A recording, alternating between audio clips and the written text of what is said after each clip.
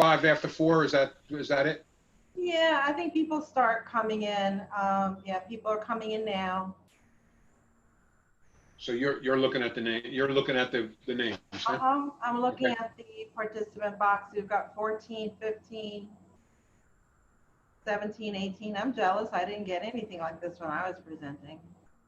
Eric must have like this huge following. 27, 29. See, we're paying them for Eric. We didn't pay him for you. They all want $5. I think Eric sent everybody a stimulus check to come and watch it. That's right. That's right.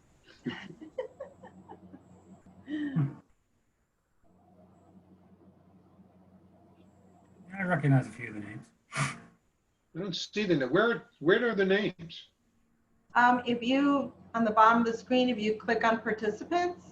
Oh, but I have my screen shared, so I don't see that. Okay. When I stop my sharing, I'll probably see it.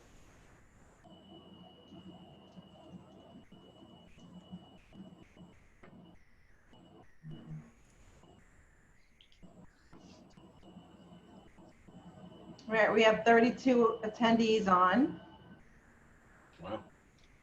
Oh, there we go. We're just going to wait a couple more minutes, folks. Thank you for coming in on time.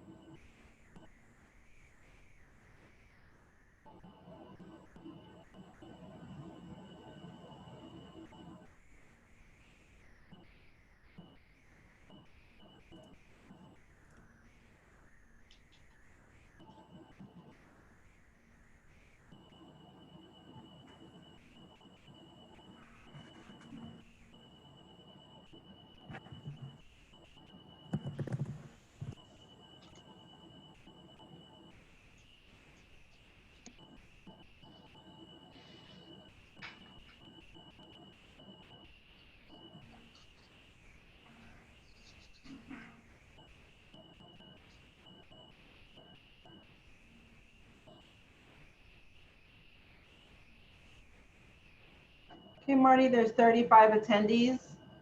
Okay. Shall we begin?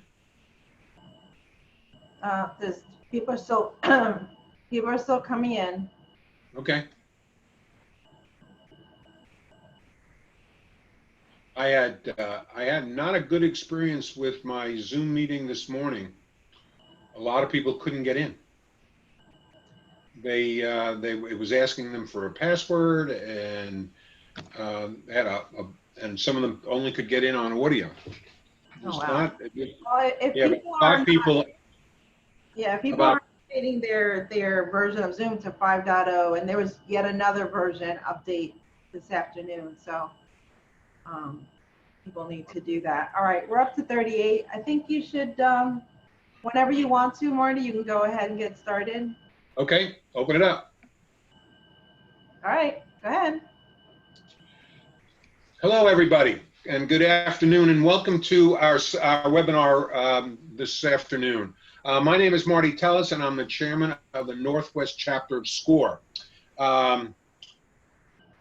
We appreciate you being here, and we understand that times for business, as well as our own personal life, are a little bit in question now, and SCORE is here to assist in any way we possibly can.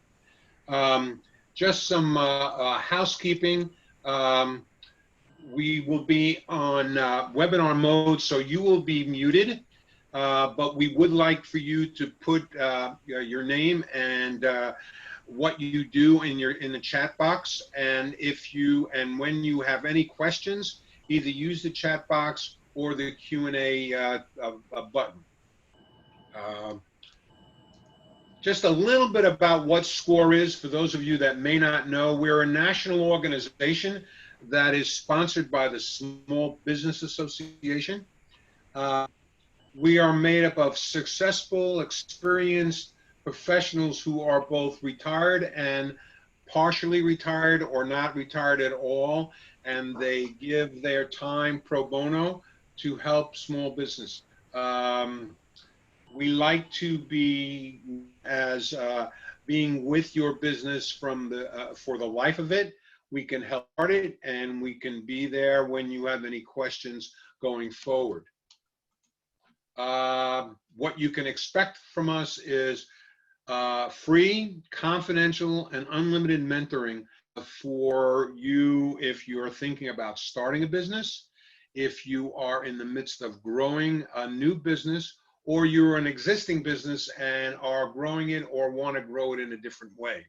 And we do match mentors with to the best we can your needs. You can start a relationship with us, a mentoring relationship, by making an appointment for an initial session. Go to this website that's on your screen. Go right to find a mentor. You'll fill out a short application, and you will be routed to the nearest SCORE office to you. So with that, I would like to introduce Eric Green, who is the owner of Next Level Operations, and he's going to talk to us about sales for the Un-Salesperson. So I will turn it over to you, Eric. Thanks, Marty. Appreciate it. I'm going to do that. There you go. And Are you on? Are your slides on? I will be sharing that. And I'm going to start off. Give me 1 second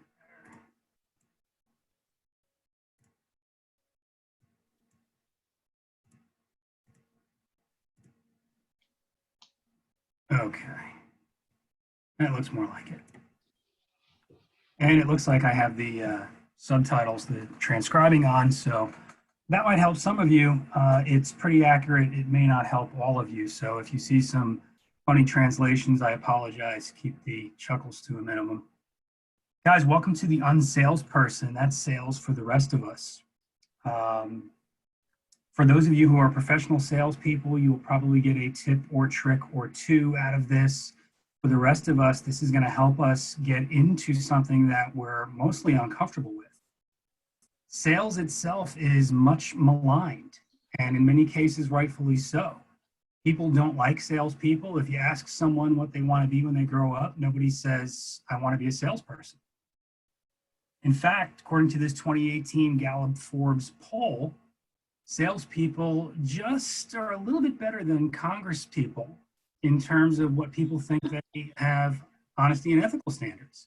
Now, that says car salespeople, but we're going to allow them to be the representative for all salespeople here. When you think of salespeople, what are you guys thinking of? You know, when I was thinking of salespeople earlier on in my career, I'm thinking of this guy. All right, this is the incomparable Danny DeVito. He's the used car salesman. He's going to do whatever he has to do to get you into that car no matter what. That's not what we want to be.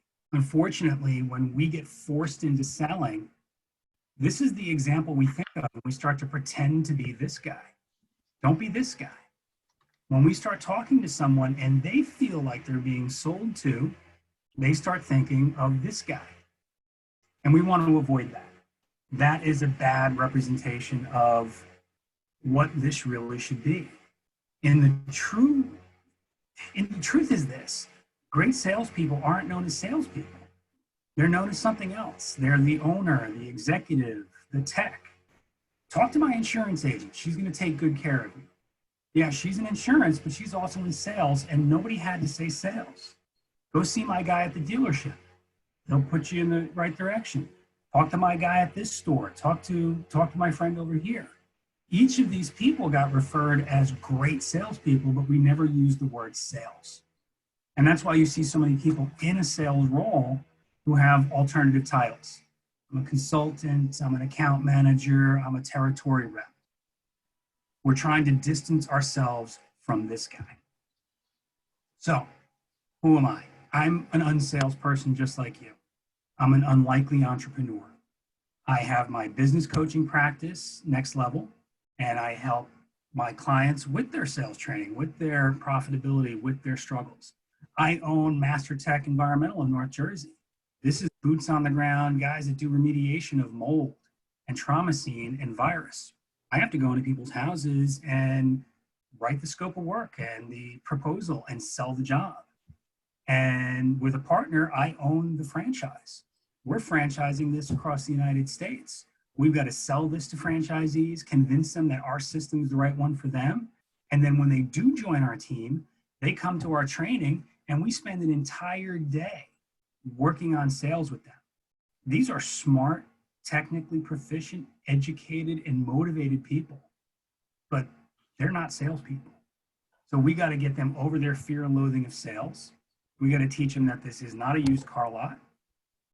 And we do that every month, every week. So I'm going to share some of that stuff with you guys. I don't have a huge amount of time, and I could talk for days on this subject, and I won't. But here's some of the things that we're going to touch on and go over, some in more depth than others. So we're going to start off with, why is sales even needed? Why can't we just be good at what we do, have a good product, and just don't need sales because we hate it? We're going to create a client avatar. We're going to talk about how that's done because, listen, that's marketing. But if we do this right, if we understand who our client is, everything else gets easier. Our marketing, our advertising, our sales. We're going to do a sales funnel, which is a plan to make sure that we get the right amount of stuff into our system so we can get the sales at the bottom we need. It's also a really good accountability tool. We're going to talk about customer type recognition, what type of people we're going to run into when we're selling, how to speak to them in a way so they don't feel like we are that used car salesman from a couple slides back. And we're going to go over a simple sales process if we have time, and then a couple things that have changed now that we're in a COVID-19 pandemic type situation. After 19, we're going to have COVID 20 and 21. So we got to start thinking about how that's going to change how we do what we do. All right. So why is sales even needed? Why can't we just be good at what we do? I'm going to start with a quote: shoot the engineer and ship the product. And that's anonymous, but I'm quite sure that was uttered by a salesperson or a sales manager who was frustrated with the engineer, wanted to get that thing perfect, and had to do another redo and a redo. And the salesperson's like, good enough, let's just go. And I'm not picking on engineers. If there are any engineers here today, I apologize. But there's a stereotype about engineers in that they think if they create something perfect, a perfect product or a process, there's no need for sales. Because anybody who sees it is going to analyze it and measure it and compare it, and they're going to recognize that it's a great thing. But most of us don't have that ability. We're not engineers. The engineers have the curse of knowledge. They think everybody thinks about the world the way they do. But the truth is, you can build the perfect thing and put it on a shelf, and it's going to get dusty because all the salespeople in the world are going to sell something else that's not quite as good, but that everybody knew about. Let's go further. You're a doctor, you're a lawyer, you're an architect. You went to school for 4, 6, 8, 12. I don't know. I'm not as smart as these people. I don't know how long they went to school. But you go to a 7 a.m. networking meeting. If you've been there, there's a lawyer in the corner telling you about family law and why it's important to have a custody agreement. There was no, hey, you're going to have to sell your lawyerly skills someday, so here's how you network or sell. So this applies to professionals as well. All the TV shows I've never seen didn't have an architect at a chamber event telling people why they should hire him or her as an architect, but they're there. Sales is a part of it, whether we wanted to or not. So why is it like this? Why do we have to sell? Why can't we just be good, hang up a shingle, and wait for people to find us? Maybe back in village days, back in the Old West, when there was 10 of us in a dusty little town and there was the lawyer or the doctor, you could do that. It didn't matter if you needed real estate law or a litigator or slip and fall. You had one choice. There was no competition. But we don't live there anymore.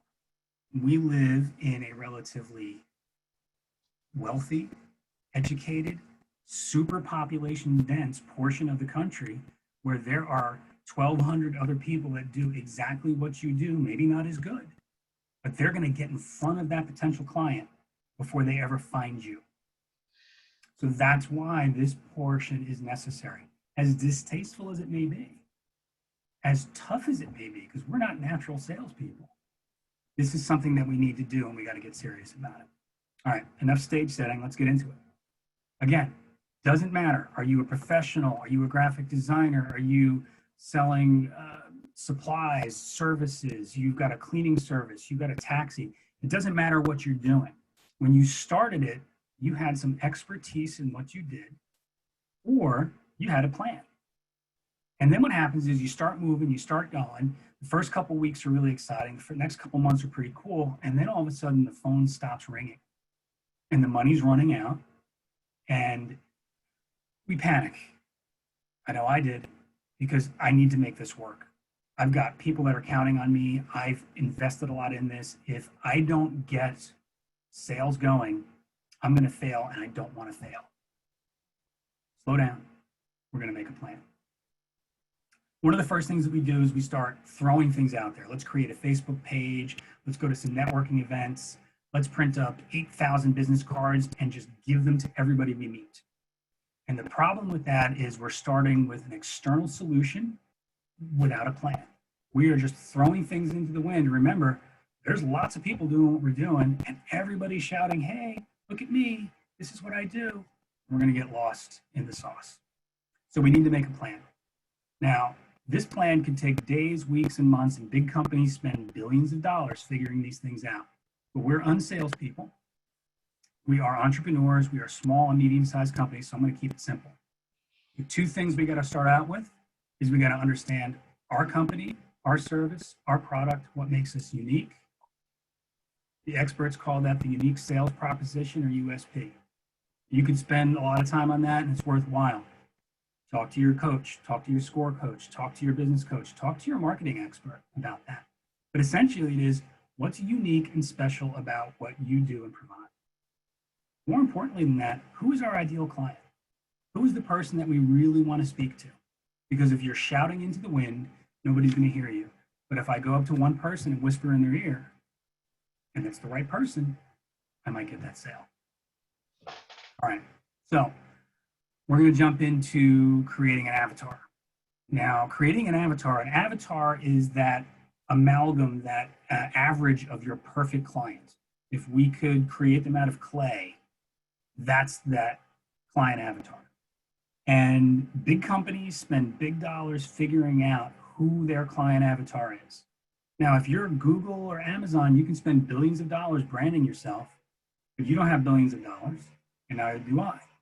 And honestly, you've heard the name of my company twice, the coaching, Next Level Operations, and none of you remember it, and none of you should, because nobody cares. If you're going to hire me, you're going to hire Eric Green because you trust that guy, not because of the branding that I put into a company that even my mother doesn't know the name. All right. So what can we learn from the big companies that are spending all this time figuring out their client avatars and branding? All right, let's do some examples. I'm going to start with coffee. Coffee's huge. You make it at home, it's in the restaurants, almost everybody loves it. In the United States alone, 150 million people are drinking 3 cups a day. It's big business. In our area, specifically Northern New Jersey, if you guys are here, we've got 2 big players in that space, Dunkin' Donuts and Starbucks. You guys have seen them. They're on every other corner. They're never on the same corner, which is important, but they're in the same neighborhoods in different places and spaces, and they're both really successful. At the heart of it, they both do the same thing. They sell coffee. That's it. We sell coffee. But they're very different. And if I asked you guys what your favorites were, everybody would have a definite opinion. You might say, listen, I love this one. This one's my favorite. And when I ask you why, you're going to say, because I prefer their coffee. And that's true as far as it goes. But if that's all there was to it, I would have nothing else to talk about here, and trust me, I do. So we're going to do a little experiment. I'm going to ask for Susanna's help on this, monitoring the chat. We're going to think about all the people we see in these stores. If you've been in a Dunkin' or you've been in a Starbucks, you've seen the people there. And I want you to kind of get a general sense in your head of who they are. I'm going to trot out some stereotypes. I'm going to describe some people. And I want you guys to jump in the chat, and you're going to give me one answer for each person I give you. It's either Dunkin' or Starbucks, meaning this person's a Dunkin' client or this person's a Starbucks client. And I'm going to stereotype. And I know this is a politically divisive time, so let's just keep it to coffee, guys. All right? I'm going to give you some. This is the first one. Susanna, once you have a few, tell me what the trend is, one way or the other. I've got a 24-year-old web designer. He's got his laptop and he's tapping away. He's got his skinny jeans. He's got his glasses on. Is he in a Starbucks or in a Dunkin'? I'm getting an overwhelming Starbucks answers. Overwhelming Starbucks. All right, guys. Thank you. All right, next one. I'm going to trot this one out. It's a little bit tougher. See how you do. I've got a 42-year-old HVAC contractor. He drives a Ford pickup. He's got a Carhartt jacket. He's got a big bushier beard, more like Marty's, not like mine. Mine's still a little tight. And he's going to get his first coffee of the day. Where's he going?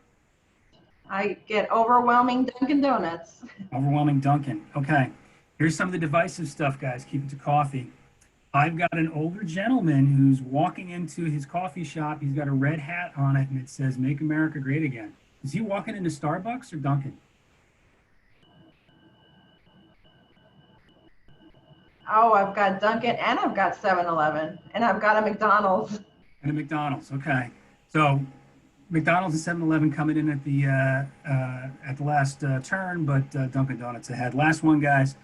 This is a young 19-year-old. She's got really cute shoes. She's wearing a rainbow shirt. It says LGBTQ on the front.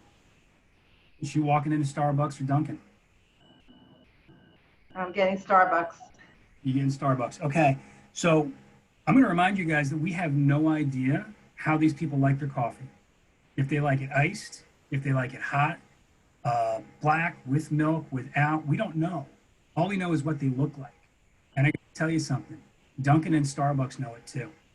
And you're never going to see this in their advertising. You're never going to be an advertisement that says, "Hey, are you into Make America Great Again? Come to Dunkin'." They would get murdered. It's not going to happen. Starbucks is never going to have that same advertisement on the other side, but they spend billions and billions of dollars placing their stores where they know their client avatar is, how they name the stuff, how they price it, where they put it on the shelf, what else they sell, who they hire, the colors of the chairs, the floor, the layout, you name it. It's all designed to attract their person, because if it was just about coffee, they wouldn't be spending all that time and money. And you guys wouldn't have been able to know who was going in what store. So this client avatar, this branding that we don't even see on a billboard or on a TV ad or on a radio ad is very real. What can we take away from that? All right, let's shrink it down again. Let's make it you and me at a networking event. You've been to those, right? So I go to a networking, the very first one I ever went to. I talked to a guy who worked for an alarm company, fire alarms, smoke alarms, burglar alarms. And I'm trying to be a good networker. I'm trying to, show him that I'm a good dude. And I asked him, "Hey, what's a good referral for you? Who should I tell about you?" And he looked me square in my face and he said, "You can tell anybody who has something precious that they want to keep safe that I'm their guy." And then he got up and walked away. It was like a mic drop. And at first I'm like, wow, that was really cool. Like, this guy has left nobody off the table because everybody has something precious. And I was impressed for like 30 seconds. And then I thought, what am I going to do with that? How am I supposed to help this guy? Everybody has something precious. Am I going to walk down the street and find somebody who's just walking down? And I was like, "Do you have something precious? Here, call my alarm guy." That's creepy. Don't do that. So what he tried to be was everything. And to me, he became nothing. That's knowing your client avatar. When I go into marketing now for Master Tech and I go into a room that's filled with people that are on the consumer and residential end, and they ask me who I should be referred to, I tell them, get me your real estate agents, get me your real estate attorney, get me anybody who's involved in that process. Everybody knows a real estate agent. Some people know an attorney, but it's actionable, it's specific, and I know those people are going to care about what I can do. That's how we employ that. That's how we employ that information and use it. For marketing, it's huge. If you know who you're aiming at and who your client is, where they live, what they like, you don't have to send out 1,000 postcards. You can send out 100. You don't need to advertise to 1 million people. You can advertise to 10,000. Once you start selling and you get in front of somebody and you know your client avatar, if they're not it, you can disengage. Save your time.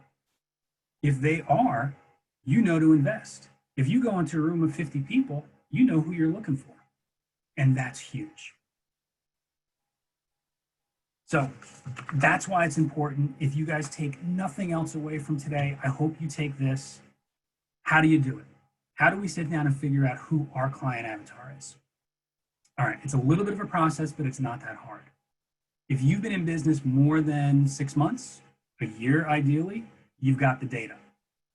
Here's what you do. Start with making a list of your top 10 clients. And you can define that any way you want. That can be your top dollar clients, the ones that brought you the most revenue. This could be your big profitable clients, the ones that you're actually making more in the back end. It could be your favorite, the easiest. However you want to do it, sit down with your team, your accountant, your QuickBooks, your CRM, your book, your schedule, and pick out the top 10. What we're going to do is we're going to list them. You can do it on a whiteboard. You can do it on an Excel spreadsheet. I'm a geek who loves an Excel spreadsheet, so here's mine. This is the one that I did really in the beginning when I started having Master Tech in North Jersey, and I changed some of the names here to protect the innocent. But what we did was we picked out our top 10 who were a scale of 9 or 10 on the easy meter, 9 or 10 being easy. And what we started seeing was our top 10 clients all came from the same 3 referral sources. They were either real estate referrals, networking, or Google Ads. We started seeing that the mold jobs that we do brought us more revenue than the water mitigation jobs. And we started looking at time and everything else. The towns got to be interesting. They seemed similar. And then we recognized how many of them were in Morris County. And we started spending a lot more time focusing on Morris County, on mold, for those 3 sources. And it made a big difference. You're going to see threads. You're going to ask questions that are particular to your business, your industry, your field. And if you're not sure what to ask, I'm sure there's a score coach who can help you. I'm sure there's a marketing expert who can help you. And sit down and spend a few minutes going over, where's my trends here? Flip it around, do your bottom 10. Who are your worst clients, the ones you hope you never see again, that if they came into the room, you'd run screaming. You'd pay them not to work for them again. What do they have in common? You'll figure it out. And then that will give you a to-don't list. I don't want to market through this venue with this message to this area because these clients make me want to scream. And that's huge too. Guys, I'm going to give you a couple more examples on this and then we'll move on, but I think it's important. I'm just going to hammer this nail a couple more times. I did this with a manufacturing client. They do home goods, things you would see inside a home. They manufacture it in the United States. They sold to retail all throughout the Midwest. Some dealers were knocking it out of the park, just killing it. And some of them that seemed to be in the same areas weren't selling half of what the big dealers were doing. So we did the client avatar, top 10. And we asked all the questions and how many salespeople and how big are their showrooms and what else did they sell and all of those questions. And what it came down to was that we realized the top 10 all displayed the same 2 items on the showroom floors. At first, we didn't know what that meant. We just knew there was a correlation. So we went to our 11 through 20s and we said, all right, guys, we want you to put this stuff on the floor. And if they said no, we gave it to them for free. In 18 months, 9 out of 10 of those next 10 had an average 11% increase in sales. Just because we recognized what was sitting on the floor was making a difference, and we never would have thought of it any other way. And so we did this. Last example, and then I'll let you guys move on. You guys are familiar with Trader Joe's, right? Supermarket chain, really popular. People love them. They're not big. They're not like 150,000 square foot. They're a little bit smaller. They do a different clientele. I live in Mount Arlington. We had a Pathmark in Jefferson, and when that closed up, everybody's like, we should get a Trader Joe's over here. And I got to tell you, they're not coming. They're not coming to Jefferson, and here's why. Now, some of this is apocryphal, but I'm pretty sure it's true. It came from a good source. Trader Joe's had a really good client avatar, and they defined it as one person. This is a college or university professor. He drives a used Volvo. They updated that to a Prius later on. He can drive a Prius too. He's socially conscious. If he had kids or she had kids, they're grown and they're gone. They're not buying $400 worth of groceries once a week. They're going in 2 to 3 nights a week. They want to eat well. They want to eat fresh. I think that's somebody else's marketing piece, but you know what I mean. They're going in there and they're trying to get some good, cheap produce. They're not the apple and banana set. They're looking for star fruit and dragon fruit and that cool stuff. So when they put a store in an area and it's very controlled growth on their side, they're making sure that that guy would live there. If you go in their store, you're not going to see that guy. If they only relied on that one guy, they would go out. But if they aim at that guy, they're going to hit everybody around that guy who's got something in common with him. And if they have something in common with that college professor, they're going to have something in common with Trader Joe's. They're going to go there and they're going to love it. And that's been driving them. And they don't want to sell the big stuff. They're good in their niche. They're making their money. All right, I'm going to move on. I could talk about this all day, but we're going to move on to something that's a little bit more actionable in sales. All right. So this is the sales funnel or the sales pipeline. If you are a business owner, you're a sales manager, you're a salesperson, this is an indispensable tool. And this tells us if we're doing what we should to get the money dropping out the bottom that we need. I'm going to make the math real simple, guys. I'm going to assume that you need $50,000. And I put it down the bottom because it's at the bottom of the funnel. All right. I need $50,000 at the end of the year from my sales. All right. Well, how many sales do I need to get to 50,000? If my average sale is $1,500, kind of hinky here. My average sale is $1,500. I'm going to need anywhere between 34 and 36 jobs, 34 and 36 clients, 34 and 36 completed sales at $1,500 average to get my 50,000. 34 times 1,500 is 51 grand. Now I could call up 34 friends and just tell them, hey, I need you to buy $1,500 worth of stuff for me. And if I could do that, that'd be great. I'd be done, but it's not going to happen. So I either need to get people into my store or I need to get people who want a proposal from me. And not everybody who comes in my store, not everybody who asks for a proposal buys. So there's an equation here. That's why the funnel gets a little bit smaller. My proposals, my butts in stores does not equal my sales. Now I'm going to assume here, again, we're keeping the math simple, 50% landing ratio, 2 to 1. For every proposal, I'm going to get 1 sale. Now you experts out there know that's a hard number to hit. That's a good number. If you're hitting every other one, you're doing pretty good. But give you a pass, I'm keeping the math simple. And 2, if you're working the client avatar, you're already talking to people who are predisposed to love and like what you got. So you're not casting it out there into the mist. How many proposals do I need? At 2 to 1, I need 68 at least to get my number. How about leads? Leads are the calls, people knowing that I exist, form submissions, anything that makes people know that I'm there. And I need a lot of those to actually get people in the store. I need a lot of those to get people to actually ask me for a proposal.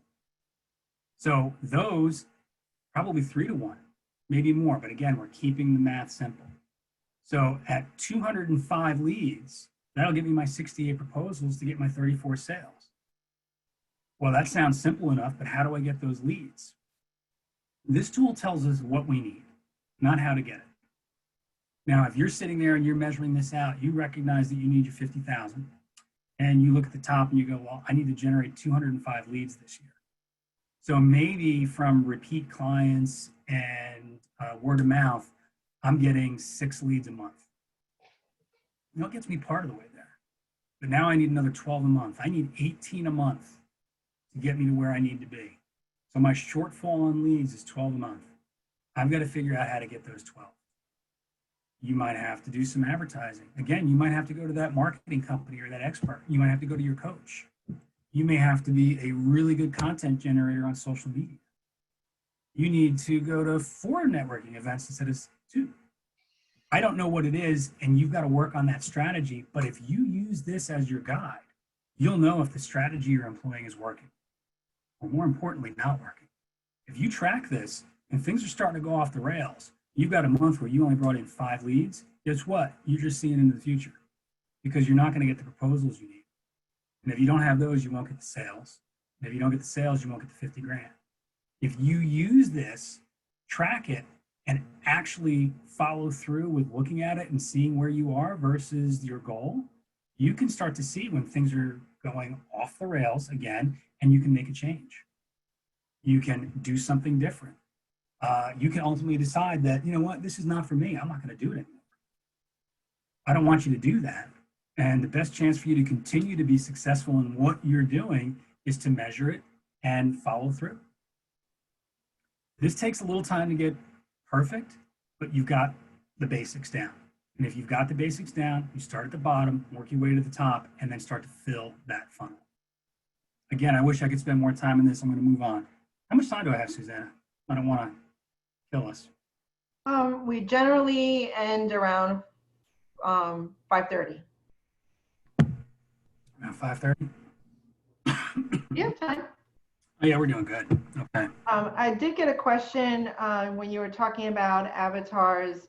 What if you're just starting a business and don't have any clients yet? How do you start targeting an ideal client? So that's a little bit tougher, and we need to get creative. We need to sit down and look at things that are complementary to what we do, the competition, the people that are selling products that are in a similar space to us. And look, I want to be honest and I want to build my own thing, but sometimes we need to stand on the shoulders of giants and take the examples of people that are doing things well and just adapt them a little bit to ourselves. There's nothing wrong with that. Unless you're stealing somebody's product or, going into their house and taking their sales list, you're just following an example. And that's where you need to start. Again, I recommend sitting down with a coach, somebody who's worked in your field or industry.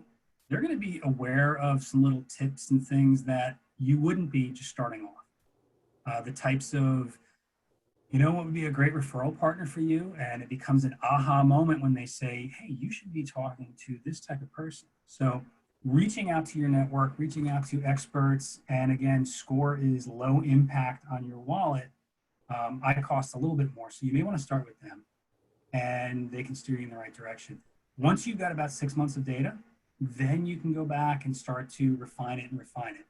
The list that we have for Master Tech, we redo that just about every 12 to 16 months because we learn new things, we find out new things, the market changes. You don't know what you don't know until you measure it. All right. Customer type recognition. This one's kind of fun. Again, the experts are going to tell you that there's 7, 8, 9 different types of buyers out there. We are unsalespeople. We're going to keep it simple. We only need 3. So the 3 types of people that we're generally going to run into are the technical, the emotional, and the seemingly disinterested. So again, we've got a head start. If we're doing our client avatar correctly, these people are in our targets. These are the type of people who would be predisposed to work with the service that we have, go to the store that we opened. Let's start with the technical. If I get in front of somebody who's technical, they're going to want to prove that they're smarter than me. They've got a Google degree in what I do. They've gone online, they've searched everything, and they're going to beat me up with what they know. They want to prove that I'm smart. And if I'm smart and I know what I'm talking about, they might hire me. If they can prove that they know more than I do, they don't trust me, and they're either going to do it themselves or find somebody else. Example. In the mold world, I constantly get people who say to me, hey, I'm just going to put some bleach on it. Bleach will kill it. And I'll tell you what, bleach is really, really good at hiding mold stains. And now what you've done is you've created invisible mold. Super mold, if you will. It's still there, it can still affect you, but you can't see it. Bleach and bleach-based products are really good at removing stains, but they probably only kill 10 to 15% of the surface spores. So when a technical person says to me, yeah, I understand that bleach is really, really good, and I watched a YouTube video about it, and I say, that's cool, listen, I don't want to insult this person. I don't want to, you know what, you're stupid. Bleach is no good, that's not going to help. I'm going to say, you know what, bleach is effective at stain removal. Bleach is effective at killing maybe 10 to 15% of the spores. But what we found, because we have to clear these sites to a lab standard, that when we test and only bleach has been used, there's still 85% of the spore load there. So we use different products to be more effective and get 100% clean. So what I've done is I've not insulted this guy. but I've also shown my worth and my technical ability, right? Here's where that curse of knowledge, being an expert in what I do, helps. I'm not turning this guy off by talking about the the minutia of aspergillus spores and the different types of chemicals we use. I could talk about that all day. I love it. But most people go, ugh, and they fall asleep. The emotional buyer is next.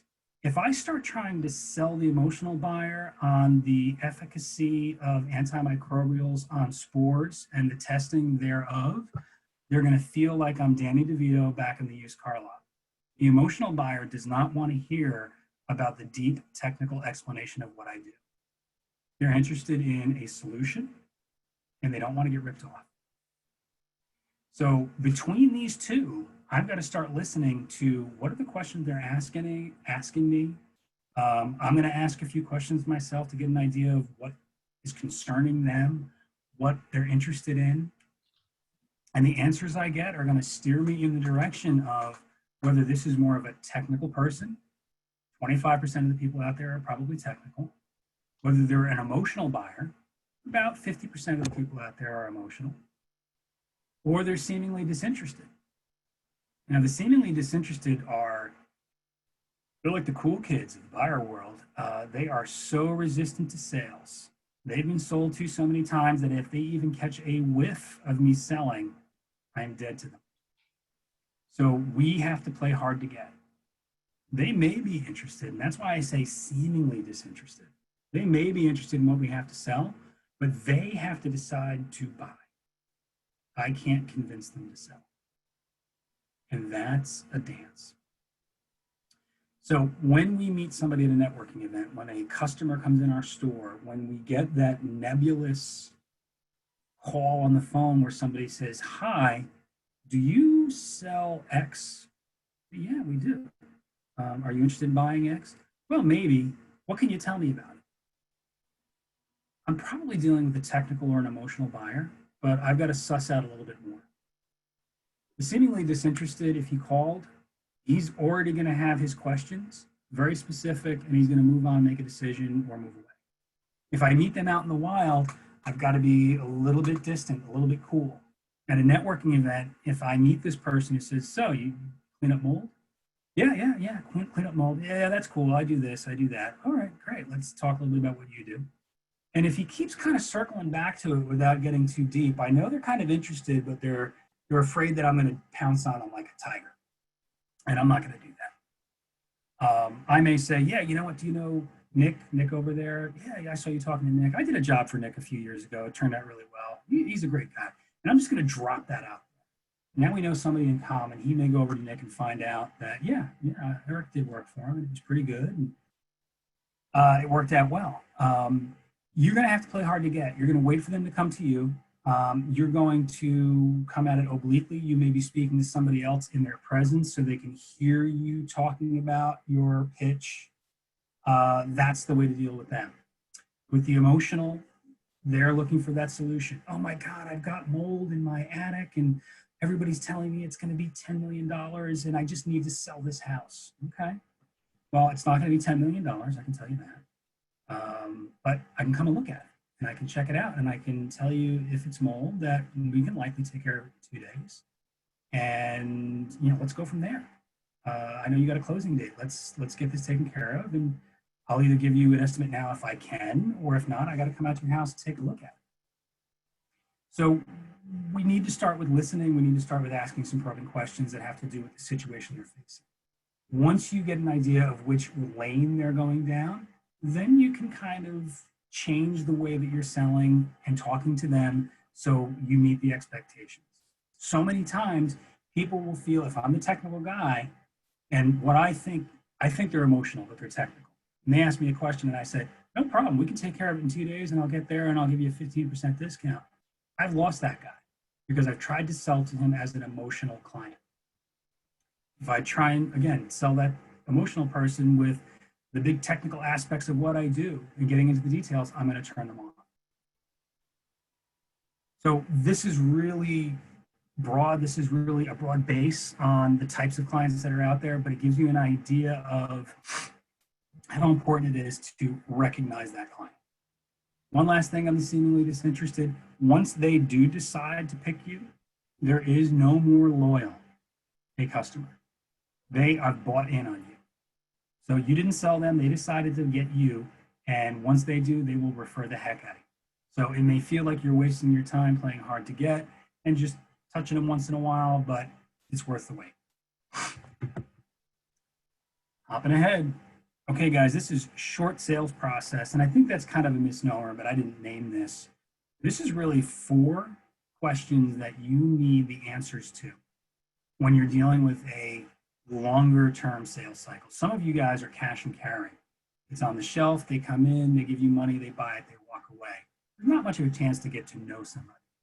But in many of our businesses, we need to get to know the client, we need to understand their challenges so we can provide the correct solution. So what are the questions? The questions are, we need to understand their goal. What is it they really are looking for? Do you have an idea of the product you want, the process, the service? Can they tell you, can they articulate, this is what I want?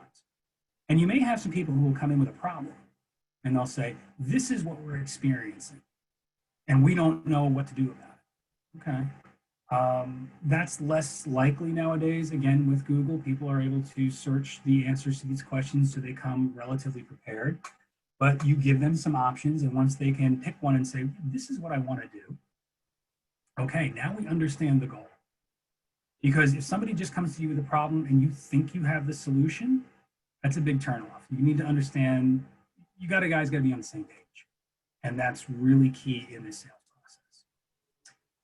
The reward. What do they get if they get the thing that was the goal? What's the consequence? What do they lose? What do they not get if they don't get the thing that was the goal? And I'll give you an example. And finally, the obstacle. What's keeping them from purchasing the goal, pulling the trigger? So here's a dumb example. The goal is, I want a pony. Okay, cool, you want a pony. So buy a pony. Why do you want a pony? Well, the reward to me would be, all my friends have ponies, they ride around on ponies, and that's pretty cool. I'm tired of walking. They all have ponies, and I want a pony too. All right, I get it. What's the consequence? What happens if you don't get the pony? They're not going to hang out with me. My friends are going to be riding around on ponies. I'm going to be walking around like a schlub, and I'm going to be late everywhere, and I won't have a pony, and that's terrible. Okay. Obstacle. What's keeping you from buying this pony? Well, my house isn't big enough. I can't keep the pony in my room, Mom told me, so no pony for me. I've got nowhere to keep it, and I've also been told I can't keep it outside. Okay.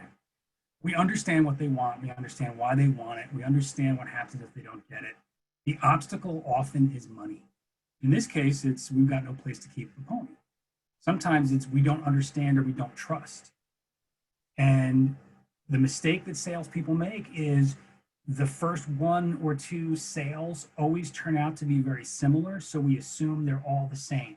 So when we get to the end and the client speaks about the obstacle, we always assume it's the one we heard before. We stop listening and we answer the money one. Well, listen, we've got a payment plan on that pony, so that should help you out. Because, but that's not my problem. My problem is I got no place to keep the pony. So we've got to listen. We've got to understand that obstacle. Well, you know what? There's a public stable down the street. I've got a coupon for that. You can keep him down the block, buy the pony. He'll be there. You're even gonna feed him and brush him and cover him up at night. So there's the solution to your obstacle. Regardless of the business that you're in, you've got to understand this process. As a business coach, I had a gentleman approach me and say, hey, I heard you're a really good coach and I just wanted to talk to you for a bit. And I would, sit down for a half hour. What's going on? Well, I run a medical practice and we're struggling with billing. My agents aren't coding correctly. We're leaving money on the table with the insurance companies. We're billing our clients late, so we're losing money there. And I really need to get this system fixed. Okay, so that's my goal and reward all in one. And I recognize right away that I'm not the guy because I don't know how that works. I've never run a medical practice. I've never coached a medical practice. I need to refer this out. So I found this out early on. I've told the guy the truth and I've referred him. So now he's happy with me because I didn't lie to him. The guy I referred to is happy because I sent business his way. and I'm better understanding what his needs are. He may come back to me later when there's something that I can do for him, but right now it's not a good fit. In the first month of business, when I was scared and nothing was going on, I might have lied and told the guy, yeah, I can figure that out, and Google the heck out of it. But that would have been bad because it's a deep, dark pool, and I probably would have made things worse. So this process, as long as you bring some honesty to it, is going to help you close some sales and turn some good people to where they need to be. That makes a lot of sense. All right, I'm going to jump into sales tips on the pandemic. We're going to wrap that up and then leave a lot of time for Q&A because I think we'll have a few. COVID-19. Listen, we're in a completely different world than we were 3 or 4 months ago. But we're not all, we didn't all die. Everything didn't explode. We're still here. We're still doing our thing. So a couple things that I'm recognizing in the world of franchise, in the world of home service, in the world of coaching and professional is what I want to share with you guys today. And the first tip is assume nothing. Don't assume anything. Don't assume you're going to get the sale. Don't assume you're not going to get the sale. Some people are business as usual. Some people are still quarantined to the hilt. It depends on their situations, what they've experienced. Some people have lost someone close to them in this. Some people believe it's a complete hoax.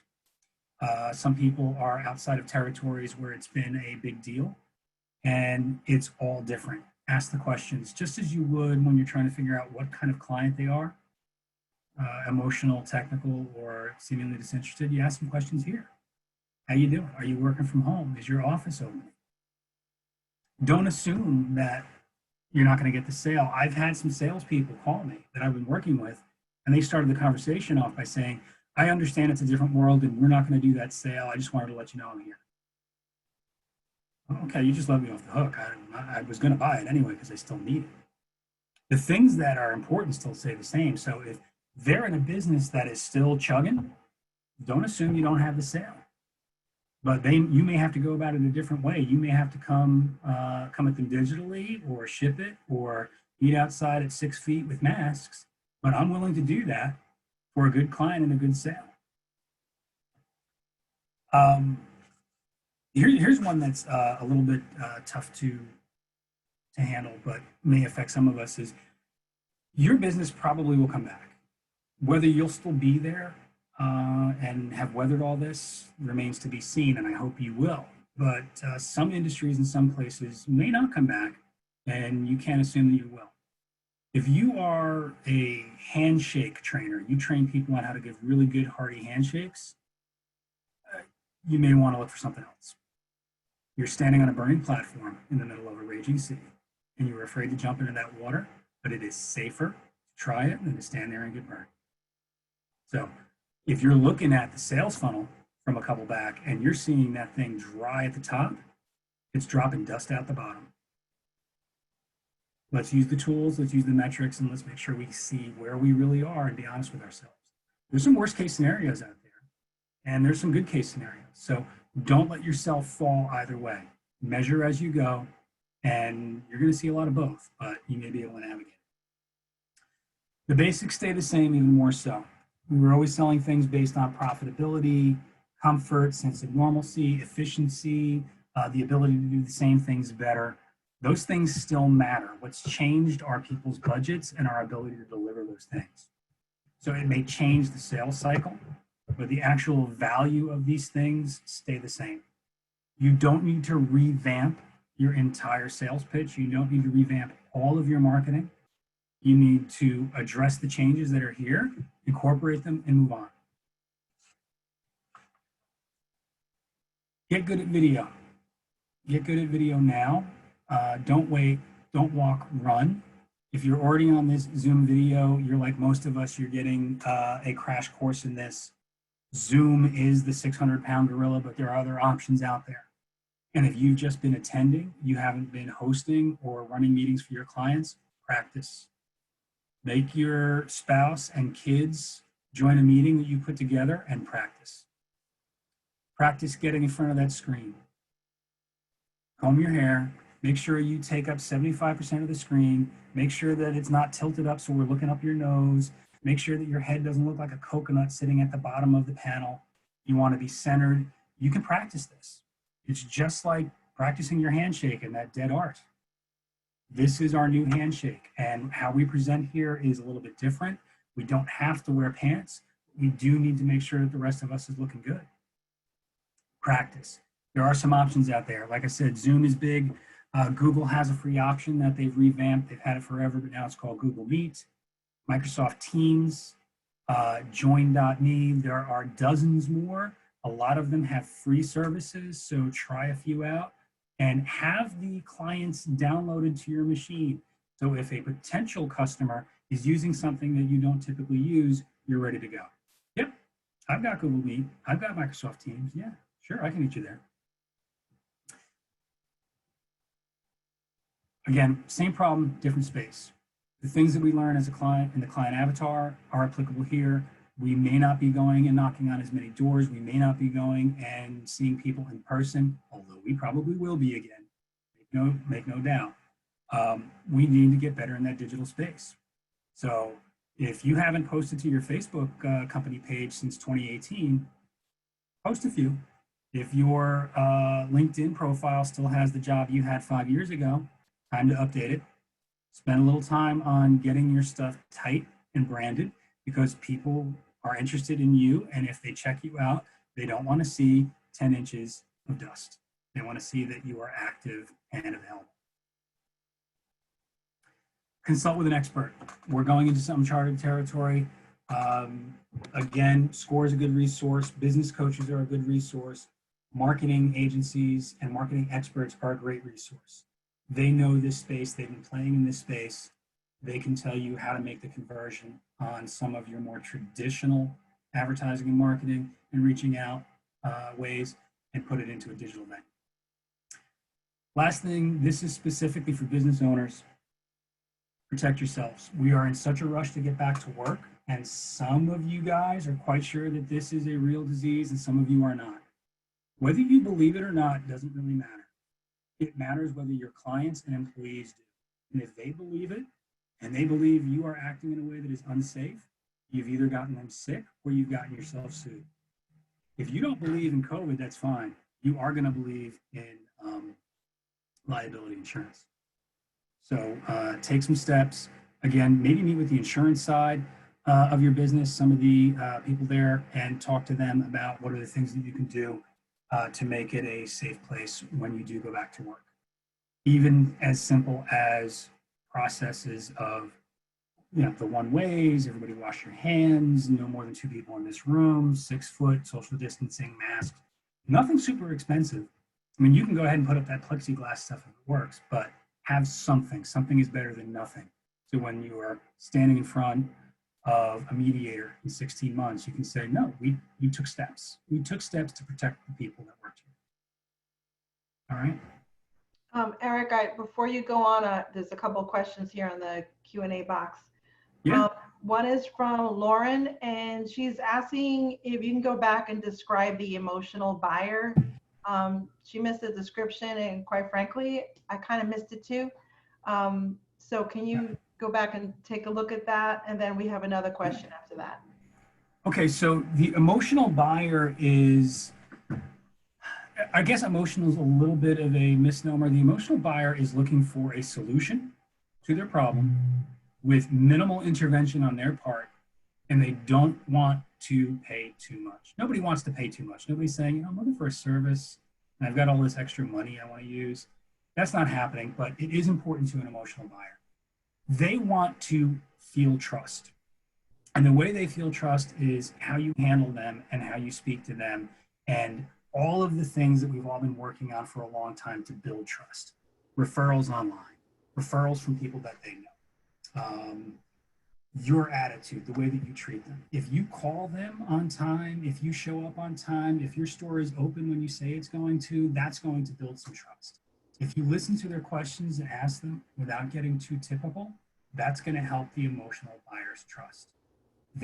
Listen, in the contracting world, the number one thing that people are afraid of with contractors and home services, carpet cleaners, HVAC guys, electricians, plumbers, they're afraid that somebody's going to come in the house, pretend that something's wrong, fix something that's not broken, charge them $1,000, and that they're getting screwed. It's about trust.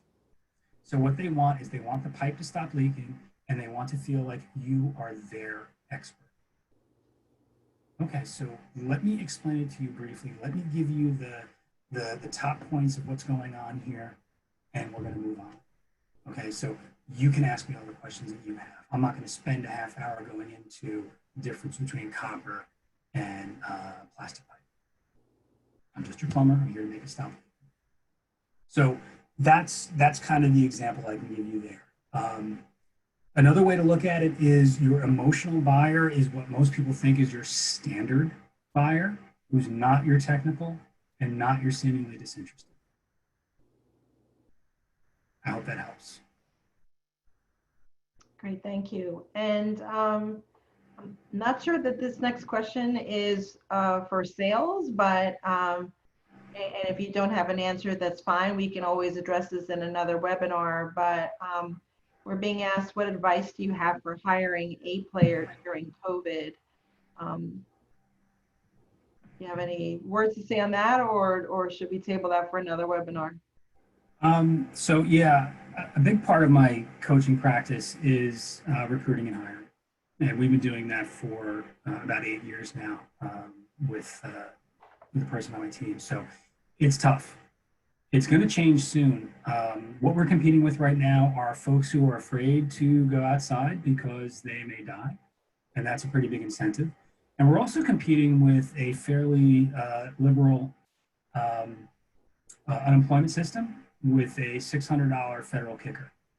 So we're competing with the equivalent of people that could be making almost $61,000 a year on the equivalent of $61,000 a year on unemployment. So if I'm offering you 19 bucks an hour to come out of that, and that's a bad deal. That said, the A players, the guys that are a really great part of your team, the people that are looking ahead are seeing that end of July, that $600 kicker is gone. At the end of July, the marketplace is going to be flooded with people looking to get back into the workforce. And it's going to upend everything right now. So I do hiring in Morris County. In February, the top 10 hirers in Morris County were who you'd expect: Verizon, Atlantic Health, the big tech and recruiting firms, pharma. In April, the #1 recruiter in Morris County was Eric Green, Next Level Operations. And as much as I love to see my name in lights, that's some scary stuff. I was the #1 recruiter in Morris County in April. That shouldn't be, because I was only hiring 3, maybe 4 people. So we went from having 27,000 active job seekers in February to less than 6,000 in that county in the course of 3 months. Now that's going to come back the other way, but this process is long-term. Whether you're hiring A players in a down market, an up market, in a high unemployment or low unemployment, it is a long and slow process. Like anything else, you need to have a plan. You need to make sure that you multi-step filter your potential applicants to make sure that they align with not only the things you want them to do, but the culture and core values of your company. You want a long-term fit. You want somebody who's going to be a rock star for you long-term. Not only do you have to pay them a wage and give them some goals, you got to make this a place that they want to go. And one of the big things that we're finding right now is that remote work is huge. I can't be a remote worker if I have to go to your house, but in many places, especially the tech and the creative sectors, business support services, we don't need to go into an office. And that's a big incentive. So that's the one tip I can give you guys right now. If you're able to give a player flexibility, some home work, some flex work, and not have to come into a workspace, at least for the foreseeable future, it might be a big step towards them joining your team. You good there? Can we? I think so. All right. Okay, guys. Here's the last review of what we went over, and then when I put this up there, you can jump to any section and ask any questions that you want. We never wanted to be in sales. Sales is icky. At least that's how we felt. Or is it we've got to get out from under that sense of being that used car salesman? We have to be the solution. We have to be just the expert in our field. We got to reset that perspective, and we got to be aware of the curse of knowledge. The curse of knowledge is you knowing too much about what you know so much about and assuming that everybody else does. We're not as smart as you. We don't know what you know about your product and service. So if you dazzle us with details, you're going to turn us off, or we're just not, you're going to assume we know and not explain the little things that you think everybody knows. Who is our ideal client? Create that avatar. Remember the example of Dunkin' Donut and Starbucks? These are two clients that have perfectly crafted their client avatars in our marketplace, so much so that we all knew it and didn't know that we knew it. Plan before you sell. Create that funnel, create that sales funnel, find out what you need to drop out the bottom, and then back into it every step of the way so you can get to the very top and know what you need to drop in so the money drops out. Recognize your client types, use questions, and know when to play hard to get. Simple sales process. I want a pony, and why do I want a pony? Face-to-face is getting tougher, although it is coming back. Pandemics and lockdowns will be likely again, and we have to continue to support our businesses and our marketplaces in tough economies. For many of us, you may have done it during the crash in '87. You may have done it after 9/11. You may have done it after 2008, and we're going to do it again now. One thing we're getting good at is recognizing black swan events, adapting, and overcoming. And that's, listen, I rushed through a lot because I thought I'd have less time, but if you guys have any questions, I'm more than open to anything you have. So I have a question. As a new startup, how to come up with avatars when you don't have any customers, you don't have a top 10, and you don't have a bottom 10? So we'll jump back to that. I think really it's going to be looking at somebody that does something similar to what you do. And if you're a 100% new innovator and you've created a widget that nobody else has, it's going to be tough, but we can step back to the last time somebody created that widget. You're going to have to spend some time working with a team. This is probably sitting in a conference room with a coach and a marketing person and a Sharpie and kind of going over some scenarios and playing them out. Unfortunately, you're at the beginning, so we either need to borrow knowledge from somebody else or we need to take our best guesses, and the best guesses are going to come from some of these coaches over here like Marty and Susanna and Nancy, and they're going to point you in the right direction. It's all A/B testing. You try one, and if that works, awesome, let's keep doing that. And then we make a change and see if it's better or worse. If it's a little bit better, we keep doing that. And little by little, we build this engine that can.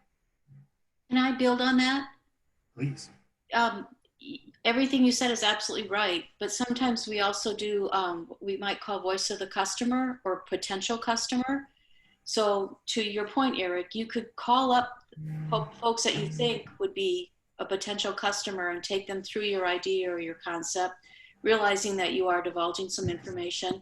Another key point is you can do SurveyMonkey, and it doesn't cost you anything, and you can put 10 questions out there to some of the folks that you feel might be interested in your product or the service that you're offering and get some really nice feedback. So there's a qualitative look at this, and there's, I guess, 10 questions to 50 people could be considered quantitative. But I just want you to know that a lot of it is just, getting out there and like he said, just try it. And working with consultants is one thing to get some good ideas because they typically work across a lot of different industries, but also lean into who you think could be your target and get some information directly from them. Great point. Great.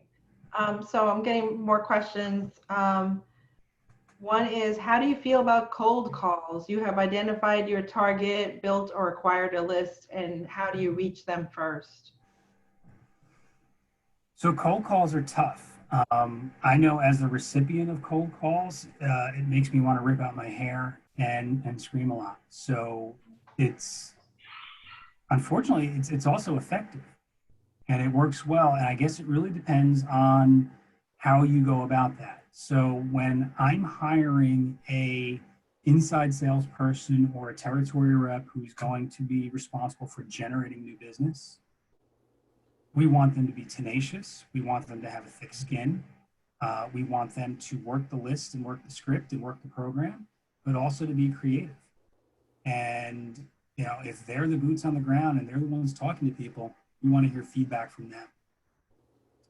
If you have a very specific solution or process and you've really figured out your client avatar and aligned your call list or your visit list with that avatar, you've got a better chance, especially getting right to the point.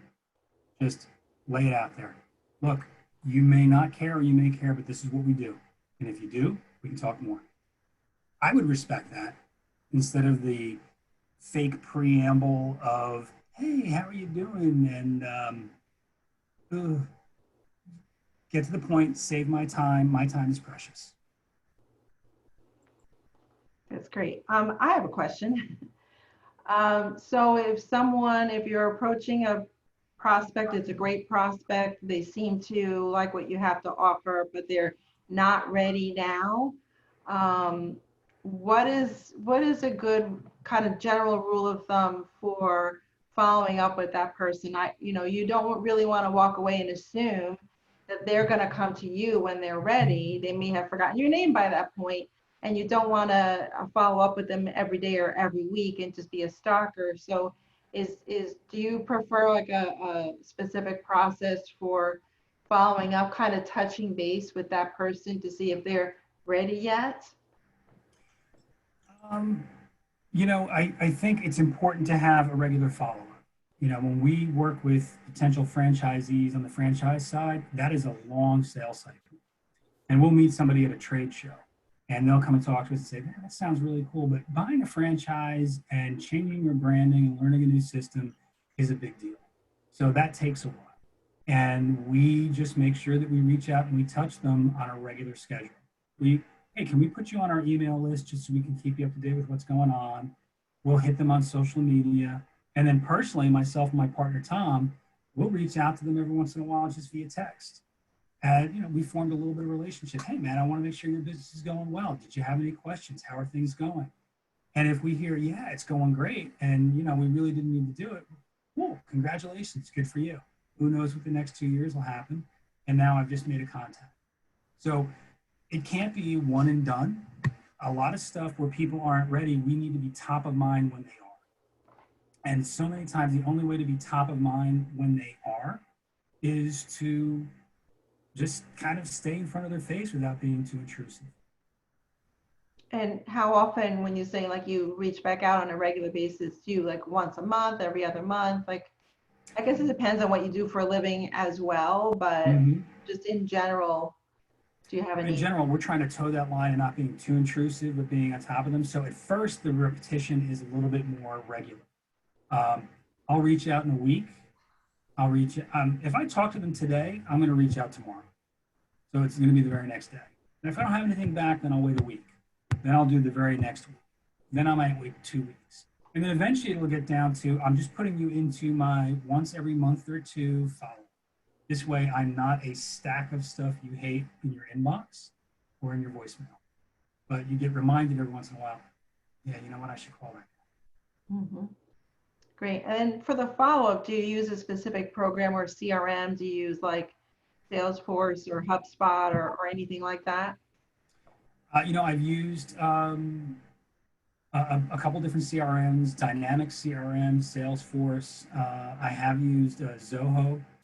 There are some really good things on the back ends of websites. So if you've got a website on WordPress or I'm trying to remember something like Squarespace and some of the others, they've got some plugins that do that as well.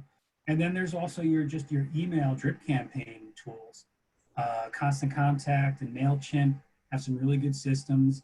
They do a lot of the hard work for you, but you've got to make sure that you've got a clean list of people who really are okay with you contacting them. Because MailChimp and Constant Contact, if you get too many unsubs or people reporting you as spam, it will shut you down in a heartbeat. Terrific, thank you. Any more questions out there?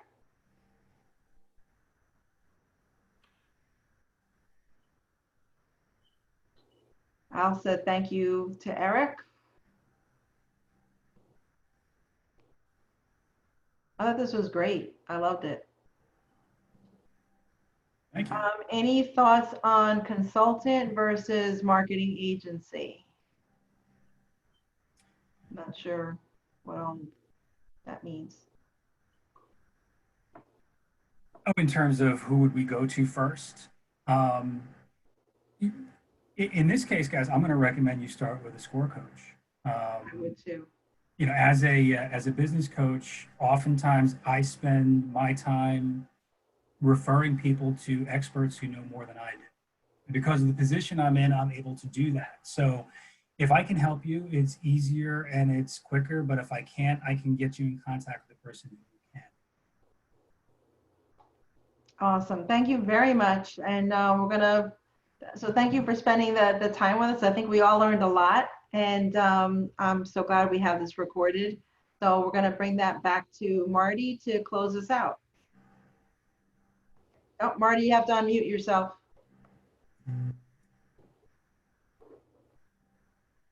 There we go. Eric, thank you very much. Very helpful. I spent a career in sales, and everything was appropriate, especially for our the situation we find ourselves in. For everybody else, thank you so much for your time. We really appreciate it.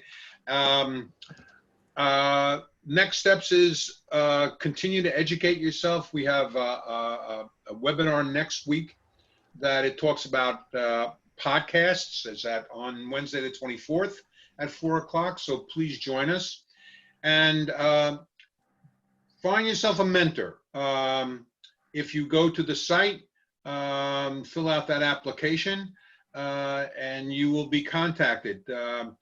I failed to tell you that. Now I don't know where most people are calling in from New Jersey. We have 40 mentors in our chapter, and there are probably 350 or 400 mentors in the state of New Jersey. So we're here to help. It's easy, and again, it's all all free, pro bono work. And we love to help out. So please reach out to us. So everybody else, good night, have a good evening, and enjoy it. Thanks, guys.